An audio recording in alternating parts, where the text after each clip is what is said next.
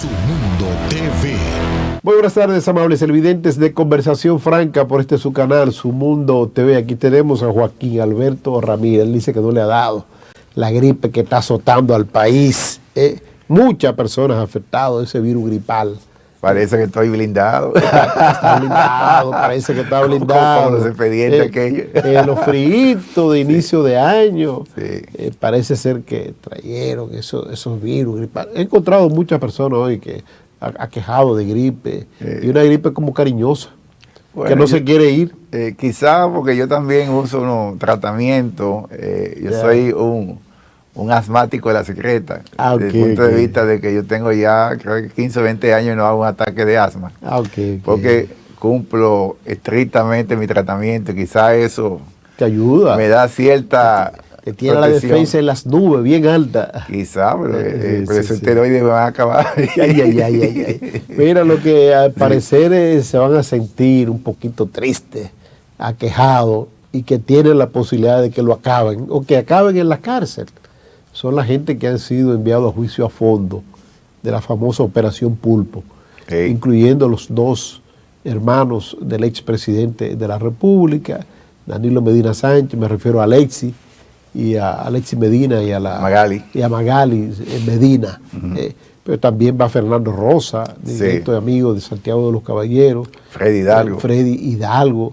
El que cantó, al parecer, una melodía muy hermosa para el Ministerio Público fue Pagán, y entonces lo premiaron, condenado a 5 años, 3 de prisión suspendida, y los 2 que ya cumplió, casi 2. Los 2 y un mes. Sí, entonces los 3 restantes iría a estar en su casa, que ya dentro de aproximadamente un año podría solicitar la condicional, porque estaría menos de un año, estaría en la mitad de la pena. Es decir, que ese le dio resultado, cantar como el canario, ¿verdad?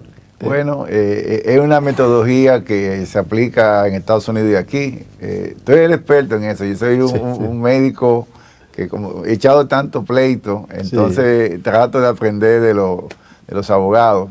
De la acción premiada, creo que. De la acción premiada, sí. Entonces, que si hablan, entonces a ti te reducen mucho la pena, pero tú me estás aportando información y datos que va a embromar el otro. Y eso se acostumbra a hacer.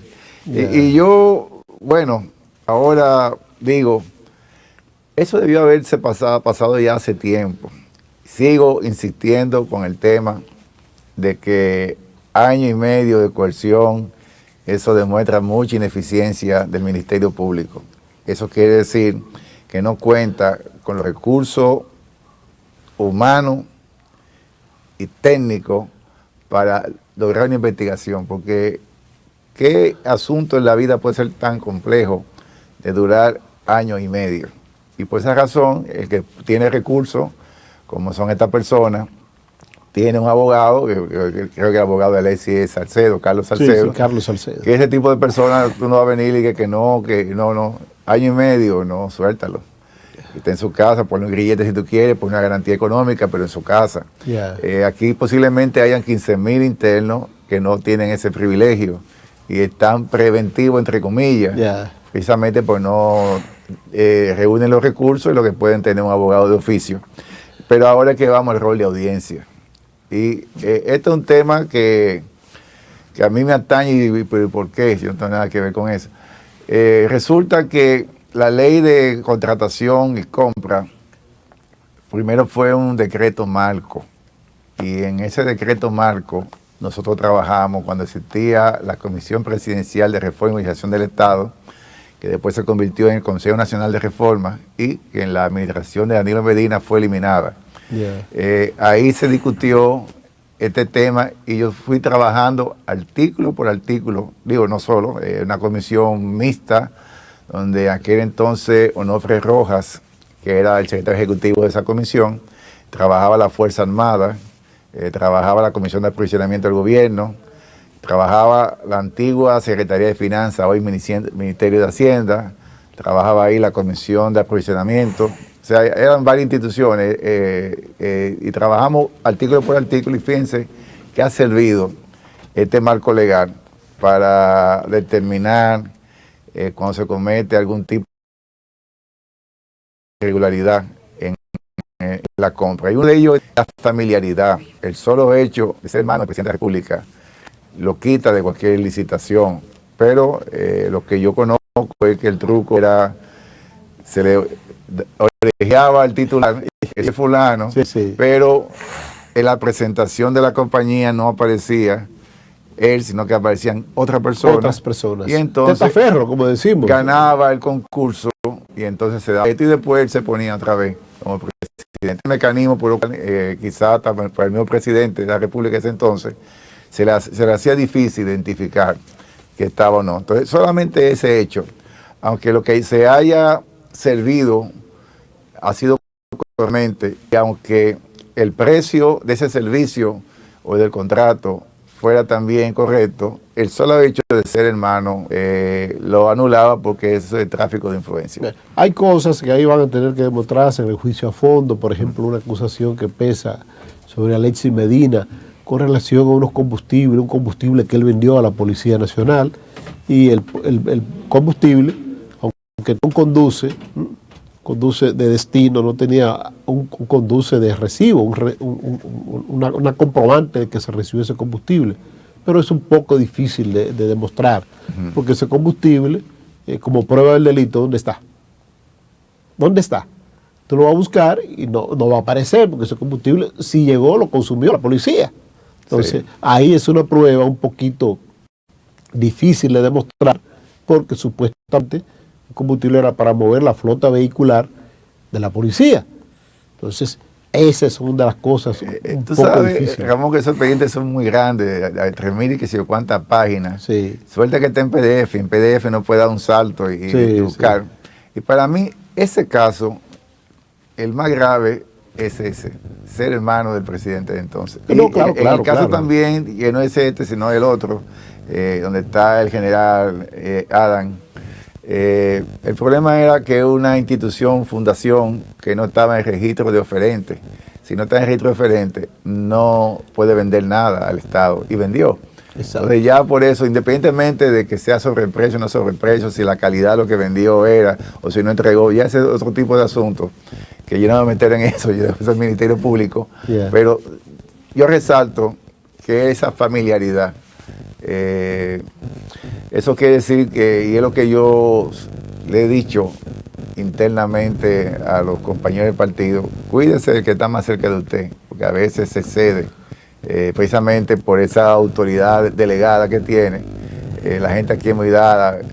Es más, te voy a decir, hay esposas de altos oficiales que no tienen nombre, ya son la mujer del general. La mujer del general y la mujer del coronel, pero ¿quién es la mujer del coronel? Entonces ya simplemente hay gente que se adosan los cargos de otros, y eso les sirve en un país como el nuestro, que no he dado mucho a la institucionalidad, a tener ventajas y facilidades. Bueno, a propósito de eso que tú dices, recuerdo una vez una señora propietaria de una pequeña panadería, repostería, que funcionaba en un local que se le alquiló, se le rentó como casa de familia, aquí por donde le dicen, cerca de Santo Domingo Moto, Paraíso, organización Paraíso, le llaman a ese sector por ahí, cerca de Santo Domingo Moto. Entonces, ¿qué sucede? Esa persona pagaba una exigua cantidad de dinero, porque los dueños, los propietarios de ese inmueble, se fueron a vivir a Estados Unidos, murieron allá y quedó en hereda de los hijos. Y los hijos se preocuparon por venir a resolver esa situación, la posesión legal. Hasta que un día pues se empoderan de esto, se interesan de nuevo y me buscan a mí como su representante. Justamente cuando voy a notificarle a la persona, primero hice una cita porque la persona que estaba ahí había una empleada. Cuando vuelvo al otro día a la cita ya, encuentro un kepi de general al frente de la oficina. Así te recibieron. Sí, así me recibieron. Entonces, ¿qué sucede? Ese general, desafortunadamente, fallecido ya, trabajó mucho tiempo como, ya ahora en esto se estaba activo, trabajó mucho tiempo como relacionado al público, a la policía, una persona muy, muy afable, muy afable. Entonces cuando yo ese kepe le digo, pero ven acá, yo no vine a visitar al general, si yo quiero visitar esa persona, yo lo busco. De la Cruz Martínez. Ese mismo. Y si yo quiero visitar a esa persona, yo concerto una cita y lo busco. Yo quiero hablar con usted. No, pero que yo soy la esposa de... Digo, bueno, ¿y Sí. Y bueno, usted que está ocupando el inmueble, el contrato está a nombre suyo, no a nombre del general. Entonces, un mecanismo de presión, como tú dices, de presionar a un civil que no quiere confrontar con la autoridad policial.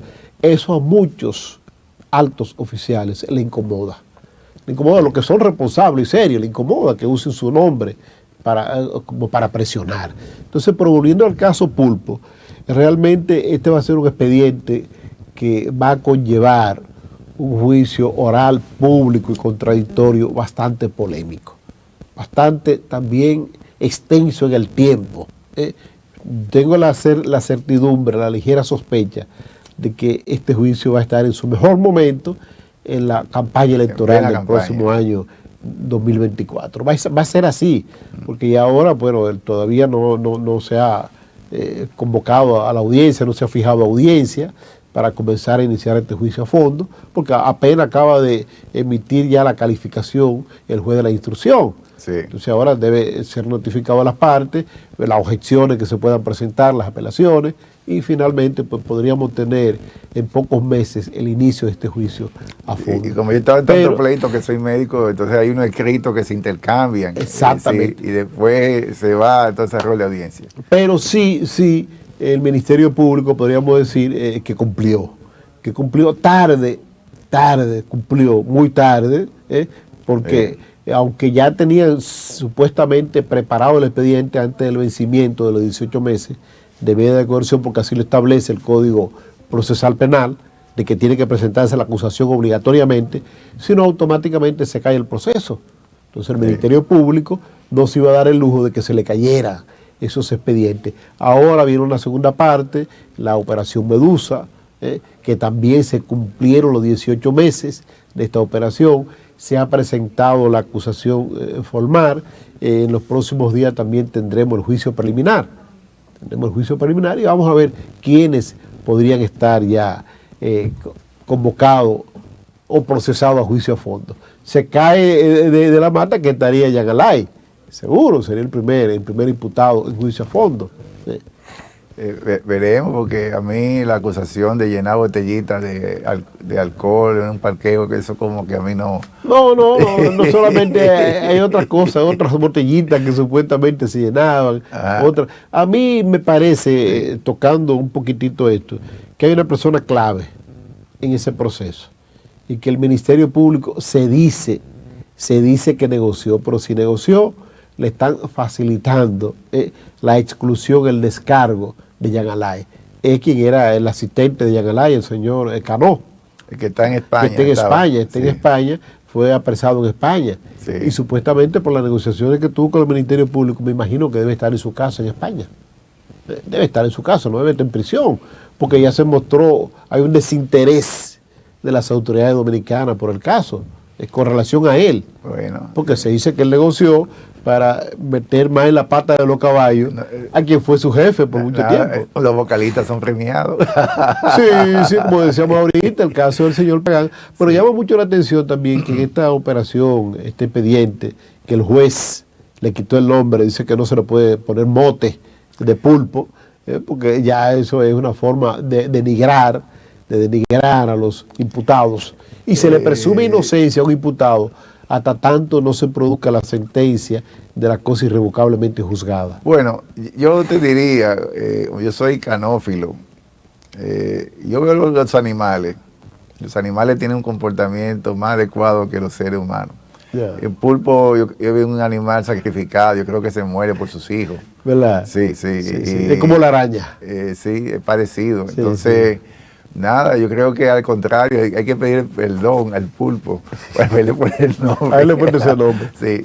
Vamos a esperar que se produzca el desenlace en el sistema de justicia y que caigan los que realmente han cometido supuestos actos dolosos, que ahora son supuestos. Si se produce una sentencia, pues podríamos decir ya supuesto acto. Y todavía se apela. No, ahora, por eso te decía que estaremos en la campaña electoral en pleno del año 2024 y tendremos ese proceso con vida. Te dice que cuando eso caiga la categoría de la cosa irrevocablemente juzgada, exacto, del abogado. Porque en el mejor de los casos, que inicie el juicio a fondo, en un mes, no sé qué plazo dio el tribunal, el juez de la instrucción, pero tiene que iniciar en los próximos meses obligatoriamente. Sí. Y que se produzca antes de concluir el presente año 2023 una condena en primera instancia.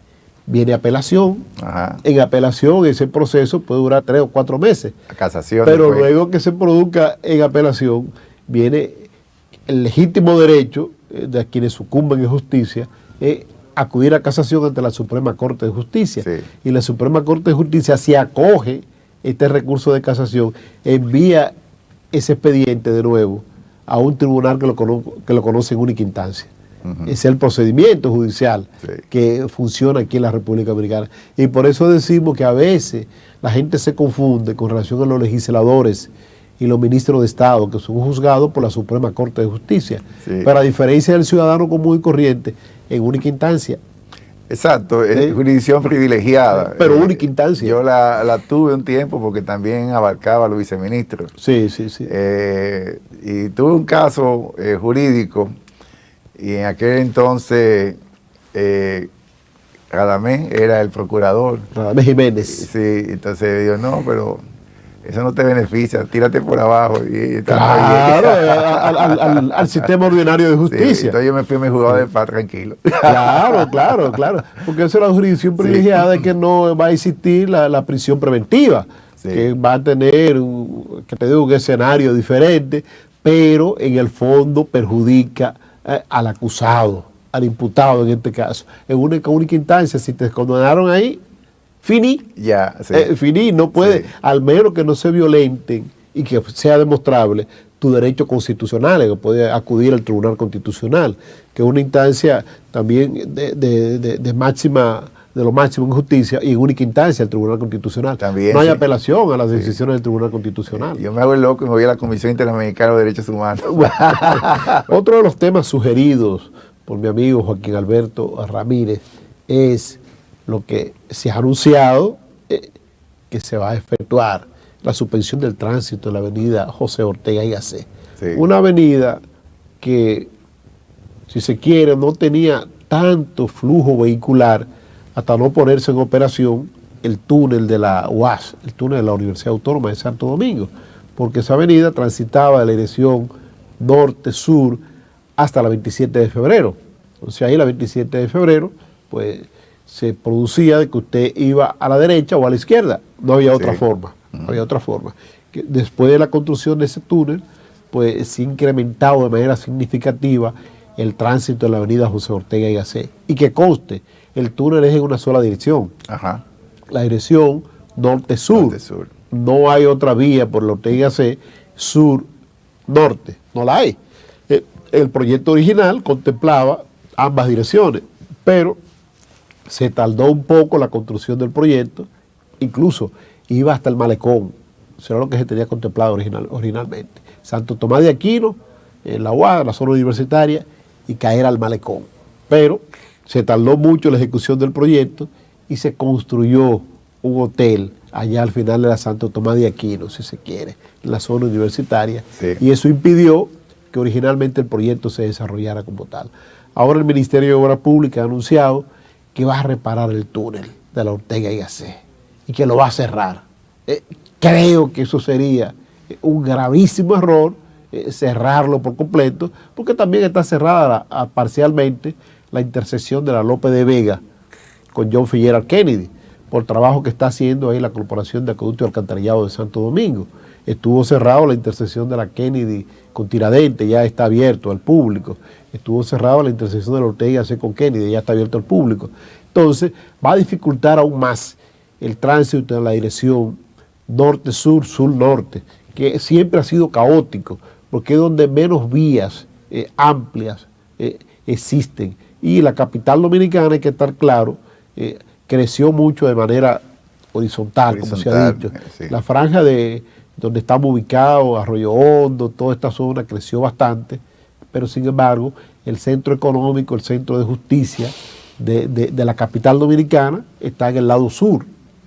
Ahora mismo, con el crecimiento de la hotelería en la avenida Abraham Lincoln, en la avenida Churchill, pues, y los centros comerciales, pero sigue siendo el centro político del país, la capital política, en el sur de la capital dominicana. Joaquín. Yo que de mis 56 años viví 40 de este lado. Como tú eres un muchachito. Y 16 de aquel, sí.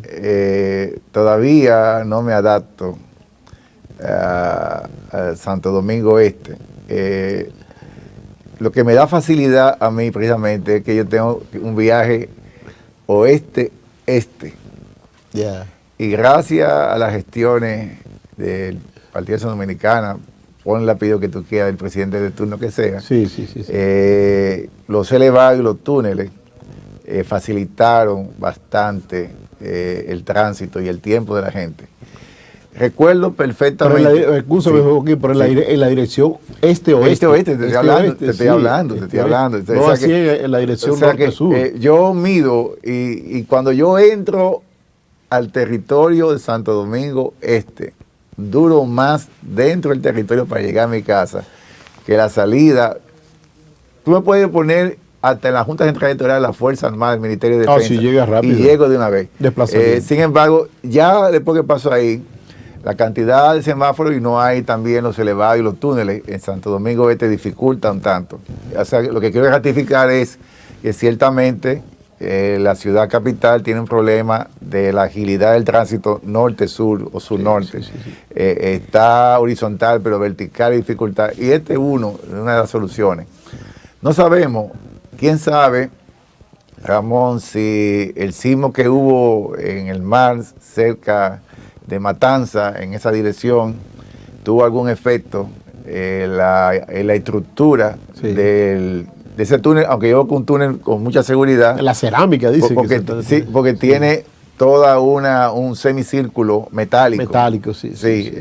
Tú ves, pero aprendí también cuando yo fui médico de una ONG, que me dieron una capacitación, que todo es una oportunidad. O sea, que todo lo que uno está observando ahora mismo del acontecimiento telúrico, tanto por aquí como en Asia Menor, lleva a las instituciones públicas, algo que tú lo has dicho aquí también en otro momento, a un chequeo de las escuelas, de los hospitales y lógicamente de este tipo de construcciones que hay una circulación masiva de gente. Entonces, buena hora que haya llegado esto. Lamentablemente, como tú hablas, el polígono central se va a volver un pandemonio. ¿Cuándo va a ser cerrado? Y ahora peor. ¿Cuándo va a ser cerrado? ¿Cuándo va a ser cerrado el túnel? Ellos han hecho un comunicado muy escueto de que van a entrar en reparación, no han dado muchos detalles. Ojalá que esa reparación no se lleve más de una semana. Pero sí, quizá va a ser el horario después de la noche, como siempre han acostumbrado a hacer. Ojalá adopten ese método, aunque yo no siento al Partido Revolucionario Moderno en eso. Eso lo hacía la gestión PLDista, pero ellos quieren demostrar que están haciendo algo, entonces aprovecharán el mediodía. Sí, para que lo vean, ¿verdad? Para que lo vean, sí. Pero mira, hay una situación, justamente ayer estaba por una avenida, la avenida presidencial, la avenida César Nicolás Penson, es una avenida presidencial, esa es la ruta presidencial. Sí. La ruta presidencial en la proximidad del colegio La Salle, por ahí, próximo. Bueno, frente a la casa de Bosch. Exacto. Sí, César Nicolás Penson. Pero para esta parte, por el colegio de La Salle. La Salle está un poquito, la Gómez. Próximo al viejo consulado. A la Elvira de Mendoza. Próximo al viejo consulado. Sí. Al viejo consulado de los Estados Unidos, al cuerpo de ayudantes militares y a la Fundación Global. Entonces por ahí vive un amigo, el amigo Alexis Rubio, y estaba observando que al igual que en la desembocadura del túnel hacia el sur, el túnel de la UA, existen muchos árboles centenarios en muy malas condiciones. En muy malas condiciones, estos árboles, uno de ellos provocó la muerte de un joven el mes pasado, que se fue a pique sin lluvia ahí a la salida del túnel de la UAS. Un joven que estaba esperando, pues lamentablemente murió. El árbol cayó encima de su vehículo y murió. ¿Tú recuerdas eso? Entonces, creo que debería aprovechar el Ministerio de Obras Públicas, la alcaldía también, revisar lo que se estaba haciendo, la salud de estos árboles centenarios que están a la salida del túnel de la UAB, y aquellos que ameriten ya no seguir viviendo, pero lamentablemente al igual que en la ruta presidencial en la ciudad de San Nicolás Penso. Y imagínate tú, donde yo estaba estacionado, en la entrada donde vive mi amigo Alexis Rubio, hay un árbol que debe tener algunos 400 años. Ese árbol, que se ve un poquito ya maltratado por el tiempo, que transita la caravana presidencial y que ese árbol justamente en ese momento caiga. ¿Sabes lo que puede ocurrir ahí? Entonces, sí, porque es la ruta presidencial, Entonces, creo que aquí debería el Ministerio de Obras Públicas, en la capital dominicana, en el centro, que es donde hay más árboles antiguos, porque en Santo Domingo no hay tanto en la avenida, porque se ha ido poco a poco abriendo, por ejemplo, la San Vicente de Paúl, que se amplió, solo llegaba anteriormente hasta la rotonda, después de ahí era un poquito angosta, seguía hacia allá, pero un poquito angosta, un poquito más reducida. En términos territoriales, la capital es pequeña por 7x7, son 49 kilómetros cuadrados. La San Vicente de Paúl en Santo Domingo llegaba con cierta normalidad hasta la esquina de la Cruz de Mendoza. A partir de ahí era más reducida. Bueno, luego se amplió en los gobiernos, creo que el presidente Balaguer se amplió. Sí, antes decían San Vicente Picapollo. Sí, San Vicente Picapollo. Sí, tú pedías un carro en Cristo Rey Picapollo, y ahí ya tú sabes dónde era, Picapollo. Pero ya llega hasta allá, hasta el Parque del Este, la San Vicente de Paúl. Sí, llega allá. Entonces, debería muy bien el Ministerio de Obras Públicas y junto a la Alcaldía del Distrito Nacional emprender una acción, a propósito de los temblores también, de evaluación de todos estos árboles centenarios, de mucho tiempo, reitero, que son un peligro, muchos de ellos, para la seguridad ciudadana. Aquí al dominicano le gusta estacionarse debajo de una sombrita. Sí. Nos gusta esa cosa, debajo de una sombrita, pero no observamos el peligro. Que esto fue lo que le pasó al joven que esperaba a su hijo allá a la salida del túnel de la Ortega y Gasset, en la zona universitaria. Él esperaba en esa sombrita, debajo de ese árbol, a su hijo, el cual nunca recibió, porque murió aplastado por el derrumbe de ese árbol, que según datos tenía alrededor de 300 años ese árbol.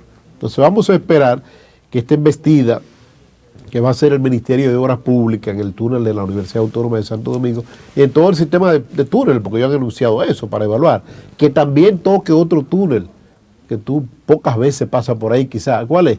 Que se está cayendo a pedazos. El de la Núñez. Exacto, el túnel de la Núñez de Cáceres.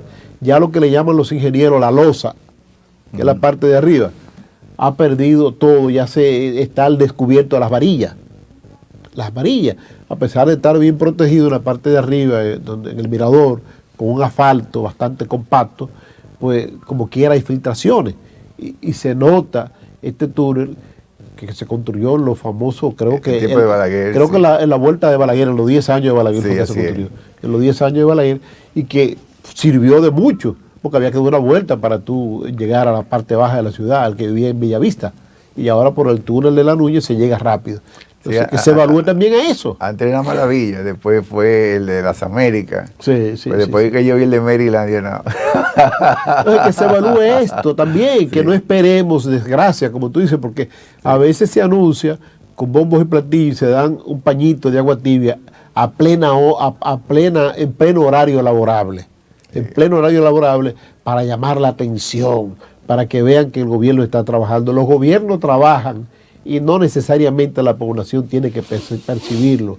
Joaquín ha tenido la oportunidad de viajar a muchos lugares del mundo por sus funciones públicas, y también un ciudadano de clase media alta, importante. Pero va por funcionario. Y si usted va a cualquier país de Europa o a Estados Unidos, los estados que no sea Nueva York, porque Nueva York le hace a cualquier hora del día, usted va a encontrar que se le da mantenimiento a una carretera en hora de las madrugadas. Así es. Que se recogen los desperdicios sólidos, la basura, como llamamos aquí, en hora de la mañana. Usted nunca va a ver un camión de basura a plena luz, en el pleno horario laborable recogiendo la calle. Usted no va a ver lo que se observa ahí, la tiradera en Naco.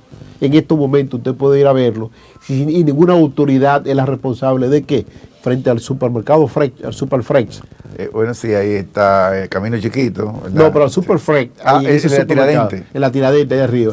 Ahí hay 2 camiones de una empresa vendedora de concreto que están tirando un plato, como dicen, a un edificio en construcción. Ocupan media Tiradentes ahí. Señores, eso se debe hacer de madrugada. Esa empresa que le paguen un poquito más a sus empleados para que hagan eso en la madrugada y no causar trastorno, desequilibrio emocional, porque los tapones, señores, los tapones provocan desequilibrio emocional, desgaste en los vehículos, consumo de combustible, provocan accidentes, intranquilidad, violencia, porque en un entaponamiento, Joaquín, me chocó, salgo yo una vez con la pistola. Una mica. Sí, me rompió una mica y sale con la pistola, porque aquí, así que la gente resuelve accidentes de tránsito aquí, con la pistola. Si Joaquín tiene otra pistola, imagínense, el viejo oeste. Así es. Se matan a tiro la gente. Sí. Entonces la autoridad de la DGC, llamada a preservar el orden público en el tránsito de vehículos de motor, debe establecer un reglamento para esto, una regla. No hay permiso en hora de labores para tirar platos de que en una avenida como la Tiradentes, la 27 de febrero. No hay. ¿Usted quiere hacer eso? Le otorgamos el permiso después de las 10 de la noche. Aquí los terremotos están de moda. Aquí tembló la tierra hoy en la mañana. 3.4, pero tembló, se sintió en unos sitios, lo sintieron. Yo no lo sentí. ¿Tú lo sentiste? No, ese no lo sentí. Eso no lo sentiste porque fue muy leve, fue muy leve. Sí, sí. Se dice que va a seguir ocurriendo movimientos telúricos. El más grande esta semana se produjo en Siria y Turquía, dos países fronterizos que lamentablemente ha cegado la vida a una enorme cantidad de personas. Países que no tenían paz, no tenían tranquilidad por el asunto de la guerra, de los ataques que hay, cosas, también que le caiga este terremoto encima. Muchas vidas. Hoy en la mañana pues se tiene una cifra, yo diría que bastante conservadora, de los decesos que han aparecido, los muertos oficiales, la cantidad de heridos ya prácticamente no aumenta, porque muchos de esos heridos lo que están es falleciendo, y eso no se contabiliza tampoco. Bueno, mira, Ramón, de hace mucho hay una persona como sarcástica, él puso un mapa del dolor, un mapa mundi del dolor, y resulta que cuando pasan acontecimiimientos en esos países, pues la prensa no lo reseña mucho, eso de una vez termina. Estamos hablando de 11.236 personas muertas, entre Turquía y Siria. En Turquía el 75%, es decir, de todos estos muertos, de cada 4, 3 son en Turquía y 1 en Siria. Siria es un país que, dada la guerra, ustedes han visto en Alepo, por la situación de que Siria es un país que hace frontera con Rusia. Rusia es muy extenso, y lo de Siria se parece a Ucrania. Los rusos son celosos de su frontera, siempre quieren tener a un aliado ahí. El presidente Bashar el-Assad, hijo de Hafez el-Assad, su papá, ha heredado esas buenas relaciones con Rusia, pero dada la guerra, el Producto Interno de Siria es más pequeño que el de Haití. Haití produce 20.000 millones de dólares mensuales al año. Siria produce 17.000 millones, menos. Entonces, para el caso sirio va a ser más fuerte. Lo que pasa es que Siria tiene un sistema un tanto parecido a la República Popular Democrática de Corea o Corea del Norte, como la gente conoce, donde si tú vas como turista a Siria, pues Siria te facilita un guía turístico, pues para ver lo que tú estás haciendo. Y para mantenerte espiado ahí. Sí, eso es gratis, pues eso para que tú estás. Del otro lado ya de Turquía, la situación puede tener repercusiones, yo diría, hasta mundiales para fines de este año. Turquía ya es una economía distinta, estamos hablando del país número 20, la economía del mundo. Le duele más al dominicano porque ya los dominicanos, gracias a la serie que has visto por Netflix y por cable, hay unas cuantas novelas turcas, la gente lo siente más cercano. Pero hay una queja, lo que yo he estado viendo en las noticias locales de Turquía, de la respuesta del gobierno a la asistencia a esta gente. Todavía habrá gente debajo del escombro, podrán resistir bastante, Recuerdo que en el caso de Haití una señora duró hasta 10 días. Wow. Pero quizá Haití está más acostumbrado a pasar hambre que en Turco. Sí, sí. Y veremos qué sucede, pero hay una queja generalizada y que yo sepa, en Turquía hay elecciones en junio. Fíjate por dónde puede ir las cosas, Ramón. La independencia nacional, yo dije... Pero quizás con estas condiciones se suspendan esas elecciones. El día anterior, que el terremoto del Cabo Haitiano motivó a los dominicanos a organizarse por la independencia, porque vieron que Haití le dio más salida a su territorio que a esto que había sido anexado. Entonces, esta situación puede hacerle perder las elecciones a Erdogan. Me dicen si se dan las elecciones, Joaquín, si se dan en junio, y eso se declaró estado de emergencia por 3 meses. Y eso que uno cree que no significa nada, sí, significa mucho, porque Turquía es parte de la OTAN, y porque los reglamentos de la OTAN dice que para que un miembro entre tiene que estar de acuerdo a unanimidad los presentes. Si Turquía cambia de signo, puede entrar Suecia y Finlandia a la OTAN. Pero Turquía no está en condiciones de votar ahora en la OTAN, tiene que estar en las condiciones ahora de vamos a ver qué bajadero ellos le encuentran. Todavía estamos en el mes de febrero, pero yo hablo de ese mapa mundi del dolor, porque esos países cuando pasa algo la gente no le pone atención, pero imagínense ustedes, por cada muerto hay 6 heridos. Estamos hablando de unos 60 y tantos miles de heridos, personas sin vivienda, son millones que tendrán que vivir en tiendas de campaña en un país que la temperatura puede bajar. Un invierno frío. A 6 bajo cero. Sí, un invierno 6 bajo cero. Entonces, en las condiciones, sin agua, sin comida, sin trabajo, en medio del frío, es una situación bastante penosa. Bueno, que hay muchas personas que quizás no han muerto por el movimiento telúrico, aplastado por los temblores, por los escombros que se produjeron, o el derrumbe de edificaciones, pero sí pueden morir, Joaquín, de frío. Frío. Hay muchas personas que lamentablemente, niños, ahí se escorrió el mundo entero, un niño que nació de la madre ya muerta prácticamente, un niño recién nacido. Sí, con el cordón umbilical. Sí, con el cordón umbilical unido a su madre todavía. Unido a su madre, que eso pues sin duda alguna, esa imagen impactante. Hay, como tú dices, quizás puede hacer que continúen apareciendo más sobrevivientes, heridos. La ruta crítica prácticamente ha concluido en el día de hoy. El terremoto fue el lunes, son 72 horas que se dan según los protocolos internacionales de rescate. Ya después de las 72 horas comienza la remoción con equipos, con palas mecánicas de los escombros. ¿Por qué? Porque también la misma permanencia de cadáveres prácticamente a la intemperie debajo de los escombros se convierte en un foco de contaminación, de epidemia. Entonces los protocolos internacionales mandan eso, 72 horas. A partir de ahí, a partir de mañana comienzan a removerse escombros, y ahí es que yo tengo la ligera sospecha de que podría elevarse de manera significativa la persona que han fallecido por estos movimientos telúricos. Muy en especial no en Siria, sino en Turquía, porque en Turquía fue que afectó más el terremoto. Siria, una parte de Siria sí fue afectada.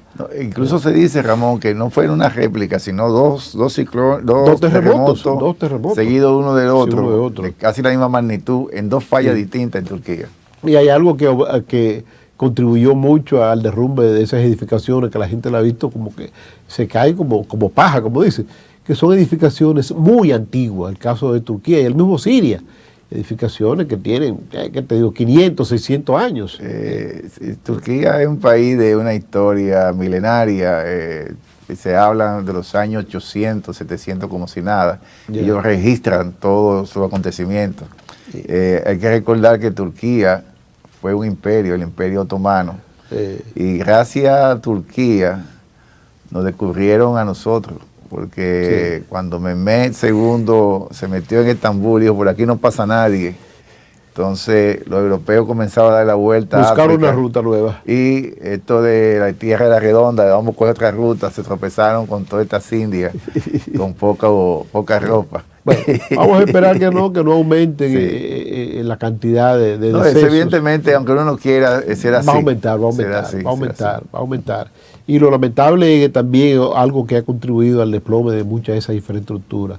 No solo la antigüedad de la construcción, sino los terrenos. Son terrenos arenosos, terrenos arcillosos, arcillosos, que ceden con facilidad.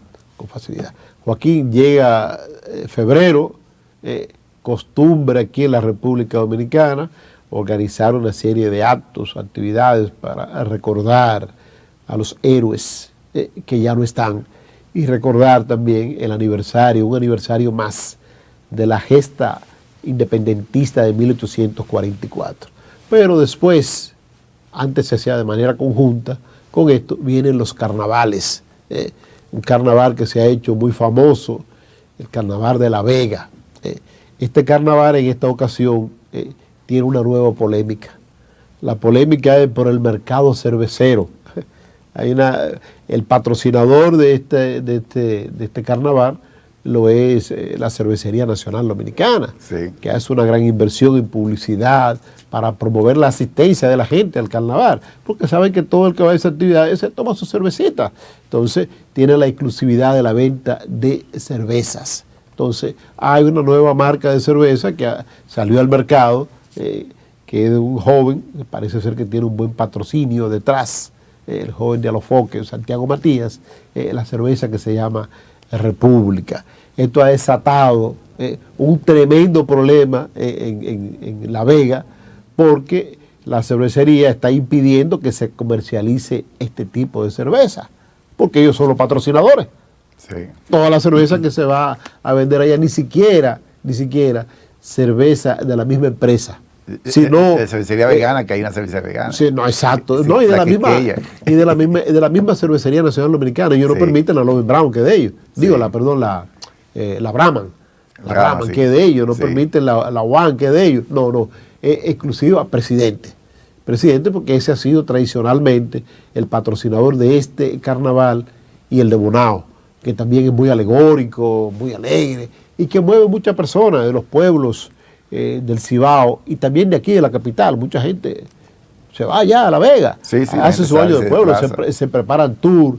Entonces me gustaría escuchar tu parecer sobre esta nueva polémica comercial. Bueno, el presidente ha estado en varias situaciones, incluso ahora con el comercial nuevo que tiene. Los ultranacionalistas dicen que es parte del plan subliminal de la fusión, sencillamente porque hay una persona con un paño colorado en la cabeza. Pero no se preocupan porque dicen Dominican Power, que está en inglés. Yeah. Entonces eso no es injerencia ni es transculturación, pero es otro. Bueno, yo creo en el libre comercio, y aunque patrocina, ninguna empresa puede estar por encima de la ley. De hecho, esa es una labor que debe hacer la Comisión de Procompetencia, que sencillamente ha servido para que la gente tenga un buen sueldo y se la pase tranquilo ahí en la calle Caunabo, en Gascue, pero no hace el trabajo. Se supone que esa comisión, que incluso fue creada por el Congreso de la República, es por ley, ni siquiera es por un decreto presidencial, debe garantizar que haya una libre competencia acá, y eso no debe ser aún con el patrocinio. Eso no debe suceder. Aquí en el país, lo que pasa es que no sabíamos que en el calendario original, febrero era el último mes del año. Y el cierre ya del año, el fin de año, era a calenda, se llamaba, el carnaval a calenda, se cogía la última semana para despedirla. Fíjense que incluso al ser el último mes del año, Julio César y César Augusto le quitaron un día y dejaron el Pueblo Remé con 28 días. Porque marzo, el dios Marte, empezaba. Y nosotros hemos asociado el carnaval con la independencia, porque incluso nosotros hacemos carnavales en agosto, que no lo hace nadie. Y son de las características dominicanas que tenemos una patrona y una protectora, tenemos reyes y tenemos la vieja Belén. y tenemos 3 padres de la patria, nosotros tienen uno solo, nosotros tenemos 3. Somos muy dados a... No, somos grandes. A esta variedad. Mira, finalmente, pues, debemos saludar la denuncia que hace el amigo común, Raúl Hernández. Raúl Hernández, sí, con relación a los... candidato a diputado por el distrito de la Fuerza del Pueblo. Con relación al problema de la Dirección General de Pasaporte. Dice él que esto se debe a que fue un buen director de ahí. Sí, claro. Sí. Dice él que esto se debe a que no se realizó una licitación a tiempo, cuando correspondía, porque lo que se quería era hacer negocio, más negocio con la compra de pasaporte. Me dijo Raúl fuera de cámara que el costo de un pasaporte al Estado Dominicano es de alrededor de 350 pesos, 340 pesos. Una libreta de pasaporte, sí, libreta. En tiempos normales, cuando tú la sometes a compra, licitación, sin prisa.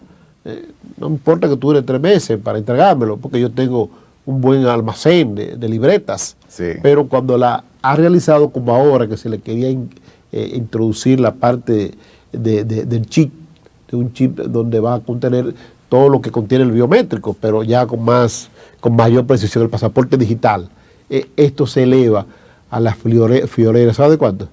De 650 pesos esa libreta. 310 pesos más. Ya, bueno. Señores, sí, hasta una próxima entrega de Conversación Franca por su canal, Su Mundo TV. Joaquín Alberto Ramírez y un servidor, Ramón García, estuvimos con ustedes. Bye.